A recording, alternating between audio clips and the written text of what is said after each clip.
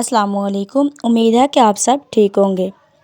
تو آج کا ہمارا سبق ہے میم ساکن کے قواعد۔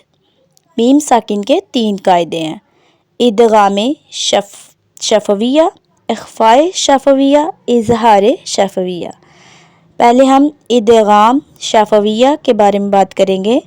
میم ساکن کے بعد دوسری میم آ جائے تو میم ساکن میں ادغام شفوی ہوگا، یعنی غنہ کریں گے۔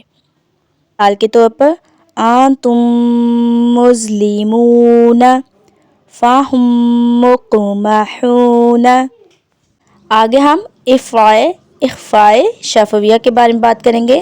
میم ساکن کے بعد حرف با آ جائے تو میم ساکن میں اخفاء شفوی ہوگا، یعنی غنہ کریں گے۔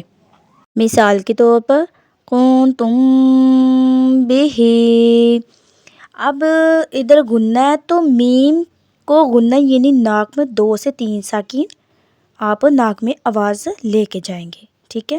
کنتم بہ۔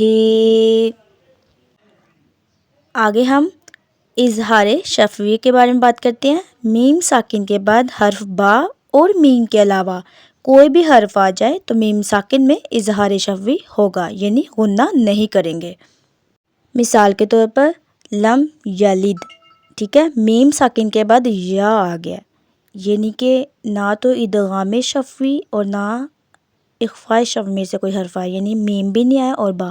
میم اور با کے علاوہ کوئی بھی حرف آ جائے تو وہاں ہم اظہار کریں گے، یعنی غنہ نہیں کریں گے۔ دوسری مثال لیتے ہیں والامر